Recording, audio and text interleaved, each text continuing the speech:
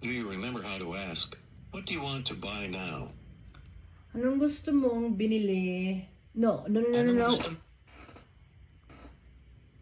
Anong gusto mong binili ngayon? Bumili. No. Anong gusto mong bumili ngayon? Anong bilhin ngayon? Nope, I was wrong anyway. What? Anong gusto mong bilhin ngayon? Anong gusto mong bilhin ngayon? Sabihin mo, Just neat. Ayos lang. tapos sabihin mo, I understand you. Naiintindihan kita. naiintindihan kita. You don't understand her. Hindi kita naiintindihan. Hindi kita naiintindihan. What does Walang hiya? mean? Anong ibig sabihin na walang hiya? Anong ibig sabihin ng walang hiya?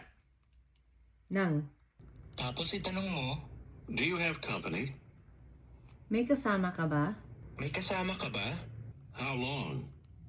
Gaano tagal? Gaano katagal? Oh, gaano katagal? Itanong mo, How long already? Gaano ka na katagal? gaano na katagal?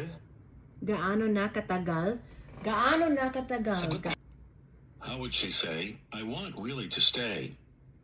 I want really to stay. I want really to stay. Really? Talaga? Gusto ko talagang magtagal? That doesn't sound right. Ako talagang magtagal. Oh, that was right. He's working here in Manila. Nagtatrabaho siya dito sa Maynila. Nagtatrabaho siya dito sa Maynila. How does she ask what you bought? Anong binili mo?